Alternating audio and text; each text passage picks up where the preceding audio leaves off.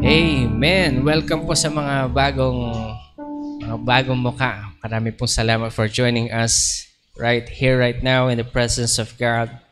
And it's very timely that the Lord has given us His Word today. At yung mensahe po ng Panginoon para sa atin lahat ay napapanahon dahil kailangan po natin lahat maghanda.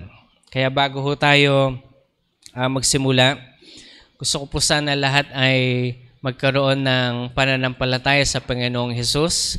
Kaya kung pwede po ay lahat po tayo pumikit muna. Sabihin natin, Panginoon, sa umagang ito, patawarin mo po ako sa aking kasalanan.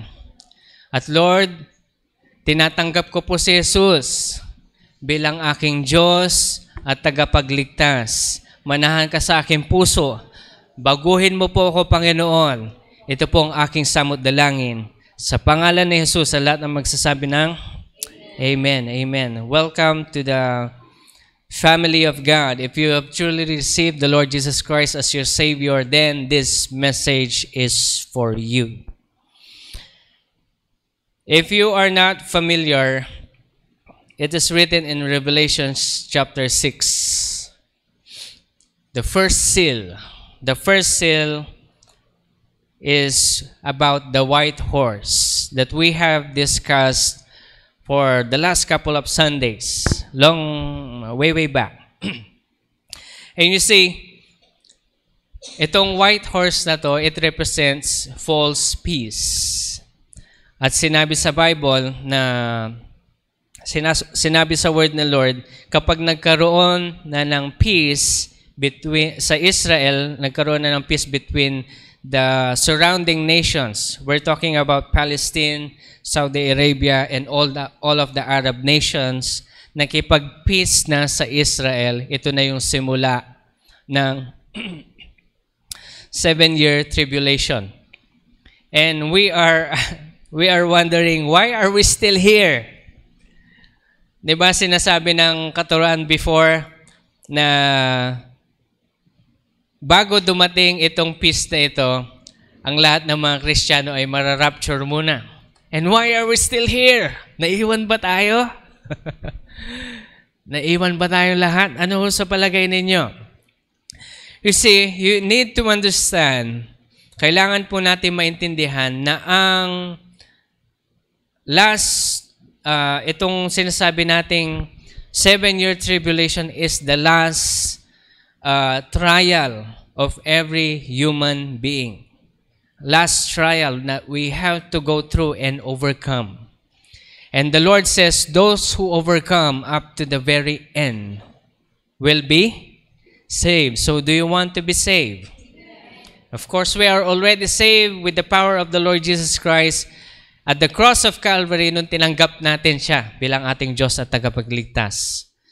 Pero sabi ng Panginoon, kailangan natin lumakad na naayon sa kanyang kagustuhan, hindi sa kagustuhan ng mundo. At we need to also understand that each person, each human being, we are designed.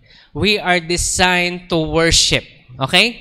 Kailangan natin maintindihan yon. Hindi natin pwedeng sabihin, hindi ako mapag-worship, sasabihin ng mga ibang tao, hindi ako nag-worship. No!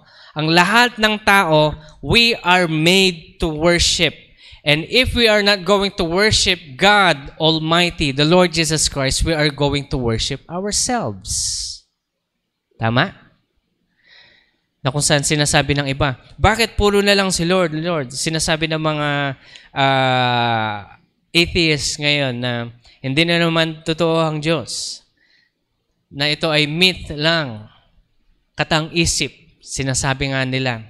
Pero ngayon, ito kasi sinabi din sa Bible na in the last days, many will be haters of God. Magagalit ibig sabihin, hindi nila gusto ang katuruan patungkol sa Panginoon. Pero ito ngayon, just so you know, just within this week, Israel had peace with Palestine and the rest of the Arab nations. At nagpo-progress na. And also, because of this peace, magsisimula ng itayo yung third temple. And just so you know, kung di nyo po na alam yung regarding this prophecy in the Bible, kapag nag-start na yung building ng third temple, parating na si Jesus. Pabalik na siya. At yung mga Israelites today, they are not just going to build, sige, build na natin yung temple dito. Hindi ganon. There is a specific place na kung saan may conflict between the Arab nations and may conflict. Hindi sila pwede magtayo doon. Actually, may nakatayo na mosque yata doon.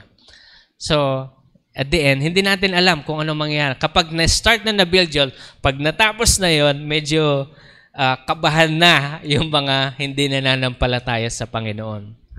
Pero tayo mga Kristiyano, we are excited. We are excited because the Lord Jesus Christ is coming back. And then, when He returns, ang una niyang kukunin yung mga namatay na, yung mga natutulog, yung mga nanay at tatay natin, mga lolo at lola natin na mga Kristiyanong namatay. Yung mga Kristiyanong namatay, ano ho? Yung tinanggap nila si Jesus bilang Diyos at tagapagligtas, they will be caught up in heaven, and after them, us will be next. At lahat ng pupunta sa langit, magsabi ng, ayan, madaming pupunta sa langit. Sigurado ho ba kayo? Ang kasiguraduhan ho natin, hindi yung magandang gawa natin, kundi yung magandang gawa na ginawa ni Jesucristo sa krus ng Kalbaryo. At umaasa tayo doon. Amen po ba? Nakasulat po yan sa Daniel chapter 9, verse 27. And he will enter into a binding and irrevocable covenant with many for 1 week. And this 1 week represents 7 years. But in the middle of the week, he will stop the sacrifice and grain offering for the remaining 3.5 years. The wing of abomination will come, one who makes desolate even until the complete destruction, and that 1 decree is poured out on the one who causes the horror. The false peace will begin in the middle.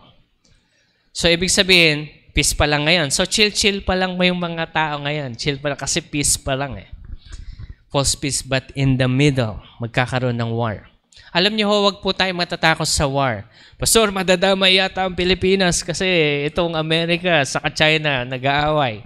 Alam niyo po kasi ang Pilipinas para tayong pinakamagandang dalaga sa buong mundo. Alam niyo kung bakit? Nililigawan tayo ng madaming nasyon. Kaya nga ito si President natin, nakikipaglaro siya. Hindi siya pwede kasing pumanig sa isa lang kasi magtatampo yung mga ibang mandiligaw. Nakikita yung strategy ni Bongbong ngayon. Hindi ito nakikita ng iba. Sinasabi nila na puro corruption, puro nakaw, saan napunta yung mga confidential fund, etc. Let them lead. Okay, let them lead. Let them lead. I know some of us may be skeptic, lalo-lalo na yung mga hindi bumoto sa kanya. Alam nyo, but you know, God places them in that position for His own good purpose. Nakasulat po yan sa Bible. And we cannot deny it. That God has placed every man into leadership because of His own good purpose. With that aside, some of us natatakot na baka magkagera. Huwag kayong matakot dahil the Lord is going to protect us. God is going to cover us all. Poprotektahan po tayo ng Panginoon. Tingnan nyo, nagkakagulo na yung mundo, sa mundo ngayon. Ano yung meron ng sakuna sa Pilipinas ngayon? Sa Taal lang. Nakita nyo ba yung Taal ngayon? It's, nagsisimula ng pumutok na yata, no? Kaya merong smog sa Manila na nagpunta sila, mamadang si Miss Rhoda. Gayon din sa, kung napapansin nyo, hindi ko alam kung umaabot, pero tuwing umaga dito parang mausok-usok. Hindi ko alam, hindi fog yun. Pag fog kasi, alam mo, malamig eh. Malamig na masarap yung simoy ang hangin eh. You see, all of these things will come to pass. And when the Lord says in Revelation chapter 6 verse 1 and 2, regarding the white horse, it represents the false peace, and itong false peace na to nagsimula na ngayon, 2023. Okay? So, Pastor, anong gagawin natin ngayon yan? You know what? I was praying to the Lord and I was asking the Lord, Lord, ito na ba yun, Lord? Parang, actually, to be honest, I'll be honest with you, I am not satisfied with the things that we have accomplished here in Humphrey Center. Gusto ko pa pong maipalago. Gusto ko pa pong, not physical lago na dumami ang mga buildings natin or what. Kung gagawin ni Lord yon, hallelujah. But what we wanted to happen is to proclaim the word of God to those children sa school, mapatanggap sila sa bawat kamag-anak po ninyo na manampalataya sila sa Panginoon dahil parating na si Lord. Hindi na ito yung mga panahon na pa-chill-chill lang tayo na sige makikipaglaro tayo sa mundo. Na kung saan okay lang naman, tatanggap na lang ako kapag nasa deathbed na ako. Tatanggap ako ulit kay Lord kapag nasa deathbed na ako. E paano kapag point blank ka, tinutukan ka sa ulo, pinutok, Pam! Makakapag-sorry ka pa kay Lord nun? Hindi na. Okay lang yung inatake ka eh. Tapos meron ka pang 5 minuto para, Lord, forgive me, Lord. I accept you as Lord and Savior. Ayan. Pwede ka pa mapunta sa langit.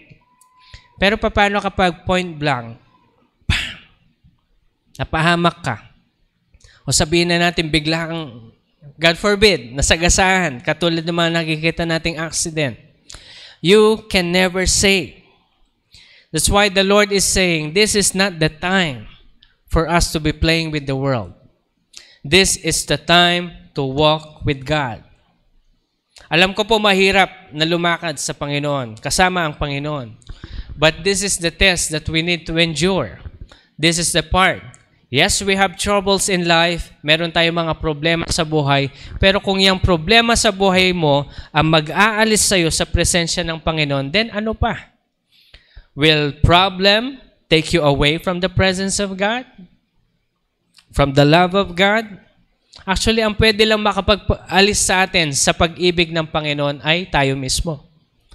Kung magre-rebelde tayo, hindi tayo susunod sa Panginoon, yun ang mangyayari. Pero ang gusto kasi ng Panginoon sa bawat isa sa atin ay manampalataya tayo sa Kanya in spite of sa mga situations natin. Katulad po ni Job, hindi po natin gagayahin yung iba na sisisihan natin ng Panginoon. Kung totoong may Diyos, bakit may nangyayaring rape, pagnanakaw, pagpapatay, and murder? Let me explain to you. Alam niyo kung bakit may ganon? Kung bakit may rape, bakit may pagnanakaw, bakit may pangangalunya, bakit may mga ganito kung may totoong Diyos, bakit may mga volcanic eruption at paglindol at may mga namamatay sa baha. Kung totoong may Diyos at pag-ibig talaga siya, bakit may mga ganito? Makinig kayo mabuti. Listen to me. This is called, kaya may mga pangyayaring ganito, it is called free will. Dahil ito sa malayang pagpili ng bawat isa sa atin. Alam niyo ho, si Adan at Eva, nagsimula sa kanila Si Adan at Eva, binigyan sila ng Panginoon ng magandang buhay na hindi nila kailangan magtanim para kumain. Kailangan nilang nila ay bumunot ng mga prutas doon sa Garden of Eden. But because of their greed, dahil sa greed at gusto nilang malaman yung katotohanan between good and evil, they despised the Lord by eating the fruit of knowledge of good and evil. Pastor, bakit kasi nilagay kasi ni Lord yung fruit of knowledge of good and evil doon sa Garden of Eden? Sa gitna pa. Siyempre, matetemplate yung tao. Para saan pa yung free will? Kaya nga free will Paano mo mai-implement ang free will kapag walang choice ang tao? Okay? O ito. Ngayong meron na tayong free will, human beings chose to do it their way. Kaya nung pagkagat ni Adan at Eva doon sa fruit of knowledge of good and evil, it's just like saying, Lord, this is my free will. Then they realize hubad pala sila. Kasi, when the Lord says, once you eat of this fruit, you will die. They did not die physically. They died spiritually. Kasi they are glowing in the presence of God, kaya hindi nila makita yung nakedness nila. Imagine niyo yun, no? Na they are glowing. But, when they disobeyed the Lord, yun nga ang nangyari. Ano namang kinalaman ng free will na yun, Pastor, dun sa mga disasters sa mundo? Sa mga rape, murder, and etc. If we have chosen to walk with God, we will not commit such things. Kaya simula pa lang, ito po kaya itong kinagandahan sa Pilipinas we still fear God. Kaya sa school natin, malaya pa rin tayo nakakapagdasal. Hindi katulad sa ibang bansa, tinanggal nila yung pagdadasal. Tinanggal nga nila yung Bible Ano yung pinalit nila? Iba-ibang mga religion. Kaya anong nangyari sa Amerika ngayon? Normal na yung shooting. Kapag may shooting, ibig sabihin shooting yung talagang barilan. Patayan. Tinanggal mo yung Bible Nakita nyo yun? Free will. Tayo ngayon, bilang mga tao, bilang mga magulang sa mga nanay at tatay, ano yung ituturo mo sa anak mo? Tuturuan mo sila ng magandang asal. I-enroll mo sila sa maayos na school. Para kapag habang lumalaki sila, yung free will nila, gagamitin nila sa tama. Ngayon, it's because of this free will, it causes a lot of murders, rapes, disasters, pagnanakaw. It's because hindi natin piniling matuto patungkol sa salita ng Panginoon. Ngayon, paano naman, Pastor, yung mga earthquakes and etc.? Itong mga earthquakes na to, it's the groaning of the earth because Jesus is coming back. Ibig sabihin, groaning, parang yan yung lahat ng mga nag-anak na, yung mga nanay. Di ba kapag lalabas na yung bata, meron yung labor time, yung painful labor time. Si Mamadang, 1 oras lang ang labor niya palagi sa 8 anak niya. How about yung iba? Yung iba merong kalahating araw, yung iba mas matagal pa, iba mga days. Yun daw yung painful moments. Di ba? Mga painful moments na kung saan, it's the same thing, parang yung earth is giving birth. And it can't wait so that the Lord will come back. Yan. Kaya may mga ganyan. Pero we need to understand right now. We need to understand that the Lord is coming back at ito yung word niya sa bawat isa sa atin. Makinig po kayo, kasi importante ito. The Lord is saying, put your house in order. Put your house in order. Ito yung message niya kay King Hezekiah. But in our terms right now, sabi ng Panginoon, put your house in order because the Lord is coming back. Huwag natin gayahin si Hezekiah nung sinabi ni Lord sa kanya na, put your house in order because you will die. Anong sinabi ni Hezekiah? Lord, tandaan mo naman yung mga ginawa kong kabutihan. Huwag mo po akong hayaang mamatay. Pero God has purpose on everything. If I was Hezekiah, sige Lord, kunin mo na ako. Uwian na. Pero kasi gusto pa mabuhay ni Hezekiah, sinabi pa nga sa kanya ng Panginoon, kapag mabubuhay ka, may lalabas na generasyon sa iyo na magiging masama. Kaya nga kukunin na siya ni Lord para hindi na lumabas yun Pero nagmatigas siya. Naging makasarili. Sabi ni Lord sa kanya, kailangan mo nang umuwi kasi may lalabas na generation sa iyo na magiging abomination sa akin. Then sabi ni Hezekiah, Lord, okay lang. At least sa panahon ko, okay ako. How selfish, di ba? Ito po, sa mga magulang. Diba? Everyone, every parent wants a good future para sa kanilang mga anak. Tama? Kaya nga nyo sila pinag-aaral, pinoprovidean, binibigyan ng bagong damit, etc. Kasi gusto mo, good future para sa kanila. If you want good future for your children, why would you choose to stay alive when the Lord says, go home? Kaya ito, sino lumabas kay Hezekiah? Si Manasseh. Na to the point na kung saan itong si Manasseh na to, nung naging king siya, bata pa lang siya, nagsasacrifice na sila ng mga bata to their gods and etc. It became a very deep cut, so to speak, sa Israel na kung saan kailangan silang parusahan ng Panginoon as a nation. I see. But in our terms, sa atin naman ngayon, when the Lord says, put your house in order, it means live a life for the Lord Jesus Christ because He is coming back. Amen? Yan. Ang question ngayon, Pastor, how should we put our house in order? Buksan po natin yung ating Bible sa James. James chapter 1. Okay. Pwede na dito. James chapter 1. Verse 21. Therefore, lay aside all filthiness and overflow of wickedness, and receive meekness, the implanted word, which is able to save your souls.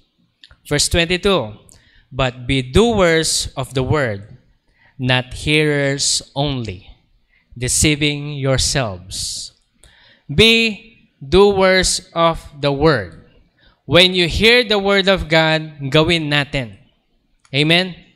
Hindi lang narinig natin sa isang tenga at lalabas siya sa kabila. Hindi natin sinasabihan yung mga anak natin, magsimba ka. Ba't hindi ka ba nakabihis? Tay, ikaw din, hindi ka nakabihis. Samahan mo yung anak mo magsimba. Amen? Hindi sasabihin mo sa anak, magsimba kayo para tumino kayo. Nay, ba't ikaw hindi ka sasama? Be doers. Saan ba nakasulat ito? Do not lose the fellowship of the people of God, kaya tayo nagsisimba. Okay? So that's why when we say we are doers of the word, we do it. Amen? Hindi tayo magpapatumpik-tumpik at gagawin natin kung ano mang ibang bagay, pero gagawin natin yung naaayon sa salita ng Panginoon. Be doers of the word. Rather, James chapter 3 verse 13 hanggang 18. Okay?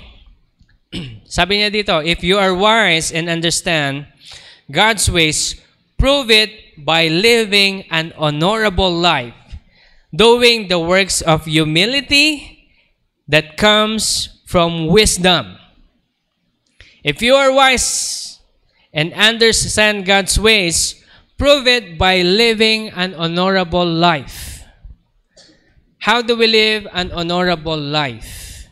Hindi tayo nandadaya, hindi tayo nanggagancho, hindi tayo nagnanakaw. Imagine niyo, kapag itong salita ng Panginoon tinanggal mo sa loob ng eskwelahan, kamusta naman ang magiging future ng isang bansa? Kaya dapat po hindi natin inaalis ang salita ng Panginoon sa ating mga anak. Amen po ba?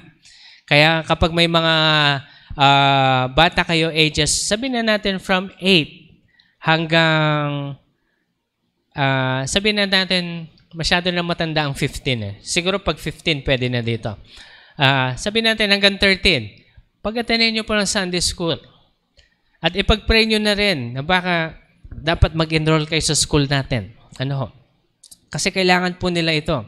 And just so you know, ang ginagawa po natin sa eskwelahan ay itong mga batang ito, pinapatanggap po natin sila kay Jesus bilang Diyos at tagapagligtas so that they will grow up having the fear of the Lord within their hearts. And when they have this fear of the Lord in their hearts, they will not grow astray.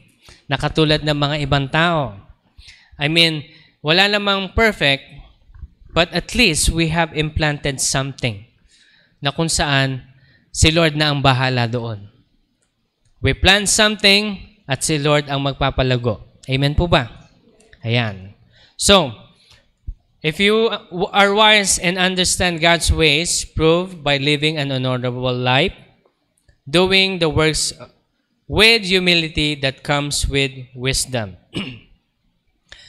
We live with humbleness. Mayaman ka, huwag mong ipagyabang. Lahat ng mayaman, magsabi ng, huwag nga ipagyabang, di ba? joke lang po. Ngayon, ito kasi mahirap ngayon sa panahon na this time. And I want you to understand this, no? Kasi, kapag may pera ka, huwag mong ipagmayabang. Huwag mong ipopost sa social media. Tapos ginaganon-ganon mo, ang init. No, don't do that. Kakabasa lang natin. Live in humility. Live in humility. Huwag natin pagyayabang. Baka makidnap ka pa sa ginagawa mo. Hindi ako nagbibiro. Alam nyo bang merong nag-withdraw ng halagang 10,000 lang? Pinatay siya na dahil sa 10,000. Biruin nyo, 10,000. Nahuli naman yung pumatay eh. Pero the thing here is, even right now, people will kill for 10,000 pesos. That is desperation na yun. No? Ngayon, live a humble life at hindi tayo mamumuhay ng masyadong mayabang. Alam niyo po, kapag hanggang ngayon, kapag ang pag-iisip nyo ay wala naman kayong pambili, pero ang binibili nyo puro luxury. Luxury damit. Gusto nyo laging may pangalan. Ano yan? Ano kasing tawag nila doon? Branded. Branded yan. Branded. Alam nyo, stop with these branded things. Alam nyo kung bakit? Ang nagsimula ng mga branded materials or sabihin natin yung mga Gucci, yung mga ano pa man yung mga Balenciaga, ano pa man yung mga etc. mga damit-damit na yan. Sila ang nagpasimuno nito para hut-hutan ng pera yung may hirap. Pansinin nyo yung mga mayayaman. Hindi naman sila nagdadamit ng ganyan kasi alam nila yung laro. Pero tayo mga normal na tao, akala natin, branded yan, ang ganda niyan. Pero hindi natin alam, naloloko na pala tayo. Amen? Pastor, naka-branded ako. Paano niya? Last na yan, okay? Susunod, sa kabibili, sa okay. Okay? Mag-okay ka. 20 lang, solved na. Maporma na. Sabi nga na, labahan mo lang. Kasi baka ang may-ari ay patay na. Okay. Di ba? Hindi natin alam, no? May mga istorya pa ang ganyan. Nakabili daw siya sa ukay eh. Pagkatapos nung inuwi niya, parang may daladalang espiritu. Kaya pag-pray nyo na rin, Lord, this is for you. Pahiran nyo ng oil. Lord, this is for you. Akin na to ngayon in Jesus' name. Kaya, alam nyo, totoo po yan. Hindi po ito biro kasi hindi natin alam. But you see, live an honorable life. Hindi ko naman sinasabi na mukha kayong gusgusin, may hirap ka, ganun ba yung honorable life? Hindi! Mag-ayos pa rin tayo. Hindi pupunta tayo sa simbahan, tapos papasok, wala naman naka-short, no? Baka may ma-offend na. Papasok tayo sa loob ng simbahan, naka-short ka lang, mag-worship ka. No! Alam niyo ho ba, sa synagogue, sa Israel, nung panahon na nag-worship sila, even the priests have a specific things to wear before they will come in the presence of God. How much more we? Kapag wala ka talagang pambili, it's okay. Wala kang pambili, pero may pangbili ka naman. Sinong walang 20 dito? Lahat tayo, di ba? Meron? Sa okay, hanap ka ng pinakamagandang pang 20 mo doon. And then you wear it every Sunday. Be representable in the sight of God. Ito yung humility sinasabi ng Panginoon. Okay? Stop with this luxury, okay? Baka magalit sa akin yung mga mga brands na to. But who cares? Okay? Ito yung gusto ng Panginoon. Verse 14. But if you are bitterly jealous and with selfish ambition in your heart, don't cover up the truth by boasting and lying. Alam niyo yung mga insecure. Ito bibigyan ko kasi kayo ng isang example. Ito yung mga insecure. Bumili ka ng kotse mo. Wow, gandang kotse, no? Tapos, ipinarada mo dun sa mga katropa mo. Siyan. Tapos, yung unang katropa mo magsasabing, mura la din eh. Alam mo yung mga ganun? Nakamit kayo ng mga ganun? Mura lang yan. Kayang-kaya natin bilhin yan. Ito yung sinasabi ng Bible na boasting to cover up their insecurity. Matuwa ka na lang. Wow, tol! Ganda ng sasakyan mo! Saan mo nabili yan? Magkano? Ganun ba? Matuwa ka para sa kaibigan mo. Matuwa ka para sa mga kamag-anak mo. Lalo na yung mga magkakamag-anak, no? Nagsiselusan. Wala kang kotse, tapos, bakit ganito? Bakit ganyan? Ba't sila may kotse? Bili din tayo. And if you cannot afford, don't buy. If you don't need it, don't buy. Amen? Hindi mo kailangan eh. Makabibili. Alam niyo, itong mga bumibili lang hindi kailangan. It's either philanthropist sila, pero alam ko wala nang philanthropist sa atin, o insecure. It's just covering up their... Paggastusan lang po natin yung pangangailangan natin. Amen? Kapag may gustong-gusto talaga kayong bagay, sabihin na natin, gustong-gusto nyo yung specific na cellphone na ito, pag-ipunan nyo. Okay ba yan? Okay. But, do not be jealous. Kapag may naging successful na isa sa atin, magalak po tayo. Amen po ba? Hindi natin sasabihin na mura lang yan. May bago kayong bahay? Ba't ang liit? Alam niyo yung mga ganito, yung mga ganyan, hindi kaibigan yung mga yan. Iwas-iwasan sila kasi nakakahawa yung mga ganyang insecurity. Pastor, ipag-pray nyo na lang sila. Alam ko, mga kaibigan, ipag-pray nyo sila na baguhin sila ni Lord. Makinig Verse 15. For jealousy and selfishness are not God's kind of wisdom. Such things are earthly, unspiritual, and demonic. Yung pagsiselos, insecure, you are boasting and lying. Alam niyo yung mga nagsisinungaling na hindi naman kailangan magsinungaling?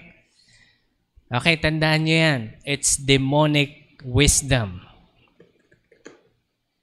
Okay? Sasabihin ng iba, Pastor, si Abraham, nagsinungaling naman Si Abraham, wala siyang Bible. Ikaw, meron. Okay? Let's make that clear. He doesn't know yet, but we already know. For wherever there is jealousy or selfish ambition, there you will find disorder and evil of every kind. Where there is jealousy and selfish ambition, you will find disorder and evil of every kind. Kung gusto nyong mawala at maiwasan ang mga masasamang bagay sa loob ng bahay ninyo, huwag kayong mag-practice ng jealousy or selfish ambition. Kapag meron kayo, mag-share. Kapag yung sineshare nyo, tatamad-tamad, kunin nyo. Trabaho ka. Hindi yung puro tayo paasa. Nakukuha nyo po, kasi alam nyo po sa ating mga Pilipino, ito yung problema Merong isang taga-provide, tas yung mga iba, chill-chill lang. Si kuya bahala dyan. Si ate bahala dyan. Ate, gusto ko sana mag-enroll. Ay mga ganyan. Tapos nakatapos na lahat-lahat pagkatapos ng enroll. Nakapagtrabaho na. Tapos si kuya naman uutang. Sabi niya, kapatid, meron ka bang ano dyan? Wala nga Pinag-aral ka, ibalik mo naman yung kabutihan ni kuya. Tama? let's not be selfish. Kasi where there is selfishness, evil will brew inside the house. Dito nagkakaroon ng problema sa loob ng bahay. Dito nagkakaroon ng strife. Pastor, meron talaga kami kasing kapatid na andamot panalangin nyo. Ito yung mga niluluhod sa Panginoon. Yung Lord, baguhin mo naman ang aking kapatid. You just have to pray. Kasi wala naman tayong magagawa Conviction comes from the Holy Spirit. Then pray for your brothers, your sisters, your parents, your children. Amen? But the wisdom that comes from above is first of all pure. It is also peace, loving, gentle at all times, and willing to yield to others. It is full of mercy, fruit of good deeds. It shows no favoritism, and always sincere. Ito po yung kailangan natin maintindihan, people of God. You need to understand this. Human beings we are created for everything. Sa lahat ng bagay ng ginagawa natin, dapat merong exchange. Subukan natin huminga. Ano yung hininga nyo? Ang tawag dyan? Oxygen. Kapag breathe out, ano yung lumabas doon? Carbon dioxide. And each time na nabubuhay tayo, sino yung ka-exchange natin? Trees and plants. Nakuha niyo yun? There's always an exchange. Kung sabaga, kapag bumili ka ng isang damit sa ukay-ukay, ano yung bibigay mo? Pera kapalit ng magandang damit na gusto mo o napili mo. Yan. There's an exchange always. Remember, ito yung kailangan nating iset sa heart natin o sa isip natin na there should always be an exchange in everything. Kapag yung calling natin pwede nating gawing mag-isa, edi sana nilagay na lang tayo ni Lord sa isang box. Diyan ka lang, kaya mo naman gawin yung calling mo dyan mag-isa. But the Lord is asking us to fellowship with one another, encourage one another, fulfill the will of the Lord as the body of Christ. Amen? Kaya binibuild natin yung kingdom with each other, with the fivefold ministry. Hindi lang tayo mag-isa, hindi puro pastor lang. May iba-iba tayong parts na kailangan nating gampanan. Kaya ito po, yung tinatawag nating exchange. Preparation pa rin ito, no? And we are still under the preparation o yung tinatawag natin sa how should we put our house in order. Okay? So we should know that life is about exchange. Whenever we learn something, we feed our mind. Kapag nag-aaral tayo ng bagay, ano yung nafe-feed sa atin? Ating isip. Pero alam niyo ho ba, kapag ikaw ay tumulong, ano yung nafe-feed sa atin? Heart. Sino nakasubok ng tumulong? Di ba parang, ay, sarap tumulong. It feeds your heart. It feeds your heart. It's a part of being a human being. Parte yun. Kaya kailangan natin makipag-exchange kapag kailangan natin tumulong, tulong tayo kasi ito yung gusto ng Panginoon. Man is not an island. Hindi tayo mapag-isa, kundi we need each other. Amen? Kaya magkaisa tayo sa loob ng bahay. Simulan po natin sa loob ng bahay natin kasi we should put our house in order. Let's share sa loob ng bahay. Magkaisa tayo sa loob ng bahay. Walang selosan. Kapag merong naagarabyado, mag-usap tayo ng matino. Amen? At hindi po tayo magkakaroon ng mga conflicts because these conflicts will just brew evilness inside the house. Yan. How should we put our house in order? Ito yung binasa natin kanina sa James chapter 1 verse 21 hanggang 22. be doers of the word, not just hearers. Kaya pag sinabi ng Panginoon sa James chapter 3 verse 13 hanggang 18, gawin po natin ito. Ano ho? Amen po ba? Yan. Okay. Number 2. How should we put our house in order? Listen to this. Guard the gates of your soul. Guard the gates of your soul. Ano po yung gates ng ating soul, Pastor? Proverbs chapter 4, verse 23. Sabi niya dito, pero mag-start tayo sa 20, ano? My child, pay attention to what I say.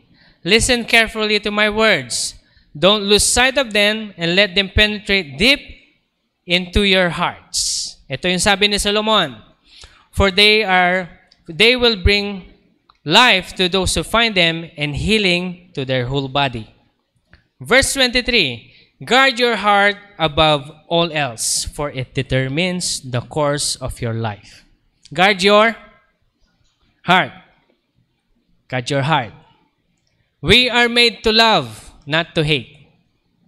Kaya kapag meron kang kinaiinisan tao, kinagagalitan na tao, huwag mong hayaan na lumubog ang araw at hindi mo pa sila pinapatawad. Lahat ng nagpatawad na magsabi ng, humina, ay paano yung iba? Napatawad na ho ba natin sila? Guard your heart. Let me show you the whole things, no, para maintindihan natin. Kasi meron tayong tinatawag na tongue gate, dila. Tongue gate, whatever you say. Meron din tayong tinatawag na ear gate, eye gate, and the feet gate. Okay? Yung pinag-uusapan natin kanina, yung sa heart. Sinabi ni Solomon, guard your heart. Because whatever other people say and you hear it and it offends you. Ito yung nagiging problema. Kaya dapat maging matibay ang bawat isa sa atin sa ating emosyon. May kakilala ho ba kayo na mabilis na yung parang pusong mamon? Nakalbit mo lang, umiyak na. Diba? Exaggeration lang yun. Ano ho? Pero yung mga masyadong mabilis ma-offend, ito yung mga madaling, I'm sorry to say, no, ito yung madaling mga maposes. And I'm telling you the truth. Itong mga pusong mamon to. Kala natin pusong mamon, oh, it's a good thing. No, it's not. It's not. Sila yung madaling maposes. Sila yung madaling mag-breakdown. Sila yung madaling ibig sabihin possession, demonic spirit, ano ho. Pastor, pwede ka pa bang maposes kapag tinanggap mo na si Jesus bilang Diyos at tagapagligtas? Kapag tinanggap mo na si Jesus bilang Diyos at tagapagligtas, ibig sabihin, hindi ka muna mabilis ma-offend. Nakuha niyo yun? Pero, hindi naman kasi, ibig sabihin, katanggap mo kay Jesus bilang Diyos at tagapagligtas, hindi ka na ma-offend kagad. Progress yan. Kaya this is the reason, that's why we need to continue to read the Word of the Lord, learn upon His sayings, at makinig tayo sa Kanyang mga sinasabi na gawin natin sa ating buhay. Sabi ni Solomon, don't lose sight over them. Kaya guard your heart above all else, for it determines the course of your life. At verse 24, sabi niya dito, ito, makinig po. Avoid all perverse talk. Stay away from corrupt speech. Avoid yourself from conversing from any perverse talk. Pansinin niyo po yung mga palabas natin dito sa Pilipinas. Sabihin na natin yung kay Vice Ganda. Yung mga jokes niya puro green, di ba? Pero lahat naman tayo tawa ng tawa. Ang sinasabi ng Panginoon, such things we must shun away. Lalayo tayo sa mga ganitong mga pag-uusap. Kaya kapag alam mong hindi na maganda ang lumalabas sa bibig ng inyong kausap, umalis ka na. Amen? Yung halimbawa, naninira na siya. Uy, alam mo yung si ganito, ganyan. Ay, ano yan? Ay, ano yan, sis? May bago ako. Yan. Yung mga bago-bago, yan. Ay, nako. Okay? Listen to this. Sabi ni Lord, guard your mouth. Because ito yung isa sa mga gate na pwedeng pasukan ng isang demonyo para maposes ka. When you encounter perverse talk, do not engage, but rather alis ka. O kaya ibahin mo yung topic. Kasi kapag sumang-ayon ka, nakipag-usap ka, kung ano yung spirito ng kausap mo, ay, sasabihin ng demonyo, Lord, nakabukas yung mouth gate nito ha. Pwedeng pumasok. Let's go! Sabi ng mga demonyo niyan.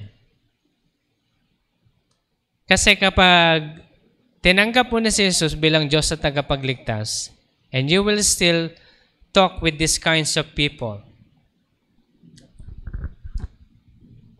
hindi ka pa Kristiyano.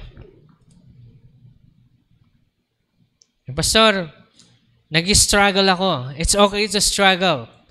But as you go back home, you ask forgiveness. Lord, nakipag-usap ako sa kanila, hindi maganda yung sinabi ko. Forgive me, Lord. You ask the Lord for forgiveness. O kaya maaga pa lang, alis ka na. Okay? Amen po ba? Verse 25, rather. Look straight ahead and fix your eyes on what lies before you. Be careful what you watch. Be careful what you watch. For everything that you watch affects your heart.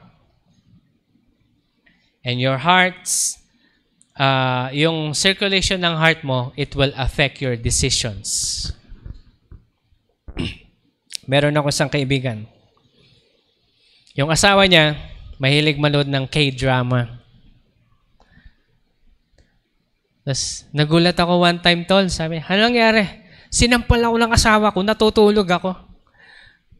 Bakit? Sabi, sinampal ako, tapos sabi niya, pare-pares kayong mga lalaki. Dahil sa kakapanood yan. Kakapanood ng mga drama, tapos dinadamay niyo yung buhay ng, hindi naman ganun yung ano. Nai-gets nyo to? Nai-gets nyo? Ito bang isang example? Hindi porke may nagkwento sa inyo na sinabi na tatay ka, no? O kaya nanay ka. Tapos yung kaibigan mo, sis, yung mga anak ko, hindi na ako nire-respeto. Hindi na ako ginagalang dahil ba matanda na ako. Tapos ikaw naman ngayon pag-uwi mo sa bahay, aawayin mo yung mga anak mo. Eh, ang babait ng anak mo. Hindi ibig sabihin, nag-share sila, tutularan mo. You get what I mean. Okay, ang hirap explain. Pero you get what I mean. Be careful on what you listen to. Be careful on what you watch. Kasi mga gates po ito. And of course, uulitin ko po wag na tayo makinig ng secular music again and again. I will tell you again and again. Stop listening to secular music. Kasi lahat ng secular music ngayon is based on para itanggal kayo sa presensya ng Panginoon. Di ba? Ito, bigyan ko isang example. Kapag nakarinig ang isang baby, kapag nakarinig isang baby ng isang music, di ba sasayaw yan yung sayaw baby, yung ganun-ganun siya. Because our blood is affected by sound. You see, the sound that was made in the secular music, it is designed to drive us away from the presence of God. May mga umamin na mga sikat na artist na ginagamit sila ng system. Tawag nila sa demonic system is system lang. System para ialis ang mga tao. Isang example. Hindi ko alam, wag nyo nang pakinggan, wag nyo na rin i-search. Pero ang pangalan niya is Cardi B. Okay? Si Cardi B. Gusto niya sumikat, sabi niya, binenta niya yung kaluluwa niya sa demonyo. Ngayon, itong mga nag-organize ng mga para sumikat, sabi niya, ang gawin mong music, yung mga malalaswang music na kung saan madadrive ang kalaswaan sa mga kababaihan, sa mga lalakihan. Yun yung ginawa niya. Kasi bata pa siya, 17 years old. Ngayong tumatanda na siya, siguro may mga anak na siya, nag-i-stream siyang live habang piniplay yung music niya. Nung pagkapasok ng mga baby niya, bigla niyang pinatay yung music. Tapos bigla siyang parang kinabahan. Nagtaka yung mga taong nanonood sa kanya, bakit mo pinatay? Because I don't want my kids to listen to my music. Then nagtaka sila ulit. Why? Because my music is made to drive people into sexuality. Diba? Isa yan. Sikat na artist yan ngayon. Kaya do not listen, yan si Cardi B, Jay-Z, si Beyonce, si Taylor Swift, lahat yan, part sila ng Illuminati. Do not listen to them. That's why be careful on what you listen to because it affects you. Pastor, ano lang pakikinggan namin? Makinig kayo ng worship song. Kaya nga ito yung sinasabi ng Panginoon sa salita niya, that every day, we should have a song of worship. Because it settles your spirit, man, and connects you with our spiritual God. The God Almighty na hindi natin nakikita. Okay? So ito po yan. So guard what you listen to. Because this is also a gate. Kapag anong pinakikinggan mo, pwede kang sapian dyan. Just in case you don't know. Kasi ganito ang mangyayari sa mga Kristiyano na. Sa mga hindi Kristiyano, sapi ka agad yun. Pero sa mga Kristiyano, itong mangyayari, unti-unti. Unti-unti yan. O unti-untiin tayo ng kaaway na kung saan, halimbawa, gustong-gusto mo nakikinig ng mga music na secular. Then eventually, unti-unti kang papasukan ng kaaway. And how? Pansinin niyo po rin mabuti na sa mga, Disney movies. Alam ko, napakagandang panoorin, may mga childhood memories tayo lahat. Pero alam niyo bang may mga subliminal messages doon that settles the mind of the kids to be sexually active? Alam niyo ba yan? Nabigla tayo ngayon. Kaya tingnan niyo yung generation ngayon. Look at the generation ngayon. Ang liliit pa lang pa kung iniisip nila yung mga sexual stuff na. Diba? Kinikwento nga sa akin ni Uncle Ben noon nung buhay pa siya. Itong mga batang to, ang lalandi, sabi niya. Bakit kaya lalong ginawa nila? Ewan ko ba, nagliligawan na, ang liliit pa, sabi niya. Samantalang kami nung grade 5, lumalangoy pa kami sa ilog ng hubot-hubad, wala kami mali siya. Pero gagawin ba ng grade 5 ngayon yon? Hindi na. Kasi yung mind nila na-set na. It's because of all of these things. Okay, we must be very careful. Nakukuha niyo po ito, guard your house, protect your house. Sabi ng Panginoon sa atin that we should put our house in order. Huwag kayo magpe-play ng mga ganitong music sa bahay. Huwag kayo manonood ng horror movies sa loob ng bahay. Okay, huwag din kayong anong tawag mo dito? Magsasalita ng mga mura, etc. Within your house, guard your house. Protect your house. Pastor, hindi ko mapigilan yung asawa ko kasi ganun talaga siya magsalita. Lumuhod ka sa Panginoon, ipag-pray mo. Okay? Ituturo ko rin sa inyo mamaya. Konti na lang. Meron na lang akong 5 minuto. Pero ituturo ko sa inyo kung paano gagawin natin sa mga ganyang sitwasyon. Pero tapusin na muna natin ito. Sabi niya dito sa last gate, yung fifth gate. Be careful on where you go to.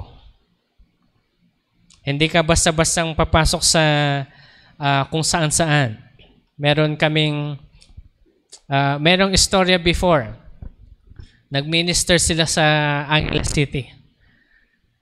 Ang ginawa daw ng mga kapastoran, pumasok sa club. Baka kayo pumasok sa club, sabi ng iba, para makaminister tayo sa mga sa mga prostitutes doon. Kalaunan, wala pang isang linggo, sila yung na-minister. At hindi na sila lumabas ng club. Alam niyo yun, do not go into such place. Amen? You see, be careful. Be careful. When you dedicate your life to the Lord, you surrender your life to Him. At kailangan po nating maintindihan that we should prepare because the end times is coming. Ito na, malapit na. Ngayon, sa mga nagtatanong, Pastor, anong gagawin ko? Kasi may palamura sa bahay, may mga mahilig magpatugtog ng secular sa bahay, may mga mahilig makinig at manood ng mga horror movies sa bahay, ng mga hindi magagandang panoorin sa loob ng bahay. Anong gagawin ko, Pastor? Listen to me. James chapter 5, verse 14. Are any of you sick? You should call for the elders of the church to come and pray over you, anointing you with oil in the name of the Lord. Anong kakonect nito? Anointing the oil. In the Passover, during the time na sinabi ni Moses na magpatay kayo ng lamb, unblemished, at yung dugo ng lamb na ito, ipahid nyo sa doorpost ng inyong bahay. Para pag dumating yung angel of death, hindi siya papasok sa loob ng bahay ninyo para kunin yung mga firstborn. So, ang ginawa ng mga Israelita, pinahid ito. Ngayon, sino yung sa atin? Since Jesus Christ died at the cross of Calvary, final na yon. He is the Lamb of God. He represents the oil. That's why whenever we pray for someone, we put oil on their heads and pray over them and they will get healed because the oil represents the Lord Jesus Christ. Amen? Ito ang gagawin nyo. Get an olive oil. Ito example. Advertisement. Itong isang example. Olive oil, pray over it and dedicate it to the Lord. Sabihin mo sa Panginoon, Lord, ito ay para sa inyo and I will use this as a representation of your blood. Ipahid niyo po yung oil na yan sa doorpost ninyo. Okay? Ang mangyayari niyan, habang pinapahid niyo ito sa doorpost ng bahay ninyo, mag-pray na rin kayo sabay, Lord, itong bahay na ito ay para sa inyo. Pastor, yung anak ko pasabay, okay lang. Kapag tulog yung anak mo, pahiran mo rin ng oil sa ulo. Lord, baguhin mo po anak ko. Huwag niyo ibuhos lahat, no? Okay. Hindi bibilis yung paggaling nila. Okay. Baka magtaka pa sila ano-anong tinuturo ng pastor niyo sa inyo. Baka hindi niyo pa sila mayaya dito. Ano lang, pasimple lang. You pray over them. Amen? Sa lahat ng may mga problemang ganito, ito yung solusyon natin. Kaya, people of the Lord, let's all stand up. Remind yourself of the goodness of the Lord. Remind yourself of His Word always. Huwag na tayo magpatumpik-tumpik pa at magpa-chill-chill lang na aakalain natin yung buhay natin ay mahaba pa. Hindi natin alam kung kailan tayo kukunin ni Lord. Pero at least pag kinuha na tayo ni Lord, handa tayo. Ang lahat ng handa magsabi ng, okay, madami ng handa. Gusto niyo nang umuwi? Huwag muna. Madami pa tayong gagawin. Okay? Madami pa tayong gagawin dito sa mundong ito kasi hindi pa tapos yung ating panawagan. Let us continue to build the kingdom of God. Alam ko po, ang iba sa atin, mayroon pa kayong mga kamag-anak na hindi nyo pa nadadala dito. Hindi ganun pa yung kalalim yung kanilang pananampalataya at gusto nyo silang ipanalangin. Gawin nyo po yung sinasuggest ko po sa inyo. Use the oil. Anoint them. Kahit pa secret lang. Sa kwarto nila, sa mga gamit nila. Patuloy nyo silang iluhod sa Panginoon. Panginoon, baguhin nyo po yung anak ko. Panginoon, baguhin niyo po yung mga magulang ko. Panginoon, baguhin niyo po yung mga kapatid ko, Panginoon. Kasi kung walang luluhod sa kanila para ipanalangin, hindi ito mapapangyari. That's why, let's pray for them. Simulan natin ngayon. Ano ho? Meron ho ba kayong mga kamag-anak na hindi pa nakakilala sa Panginoon? Sige nga po, tas po natin kamay ng mga Lord. Sabihin, Lord, we pray for them. Come on, let's just close our eyes and pray for these people. Lord, we pray for our relatives. Can you just name them in your mind? Sabihin niyo yung mga pangalan nila sa inyong isip. Sambitin niyo ito sa Panginoon. Lord, conviction comes from you, Lord God. And we want to prepare our house, put our house in order, O God. Because you are coming back. Lord, gusto namin balik mo dito, Panginoon, hindi lang kami ang kukunin mo kasama ang buong pamilya namin, Ama. Hindi lang po kami, Lord, at may iwan ang aming pamilya. That's why today, O God, we pray, we cry out, Lord God, Lord, save our siblings, save, Lord God, our parents, save our children, O Lord God, from this disaster, O Lord, that is about to come. Lord, we pray earnestly, O God, do something about it. Lord, we will pray continually, O Lord God, that they will be saved. Lord, save them, we pray. I'm hearing the Lord saying, ito yung sinasabi ng Panginoon, to those who are praying, and lahat ng mga nagtaas ng kamay, sabi ng Panginoon, do this every day. Pray for them every day. Do not lose sight of praying for these people, because in you, there will be hope over them. In you, there will be hope. That's why the Lord is saying this time, pray over them continually, that I may enter their life. Thank you, Jesus. Yes, so God. Thank you, Jesus. Lord, marami pong salamat, Lord, sa kabutihan mo at sa lahat ng amin natanggap. Dalangin po namin na ikaw na lamang pong bahala sa lahat ng mga bagay na ito. Pagpalain niyo po kami at naway lahat po ng aming natutunan, Lord God, ay may sa puso po namin. At Lord, hayaan mo po ang presensya mo na amin natanggap ngayon, Lord, ay maidala po namin sa loob ng bayan, sa aming pag-uwi. Maraming pong salamat. Binibigay po namin lahat ng papurit. Pasasalamat sa inyong pangalan. We pray all of these things in Jesus' name. Amen and amen. God bless you all po. Magandang umaga po sa bawat isa.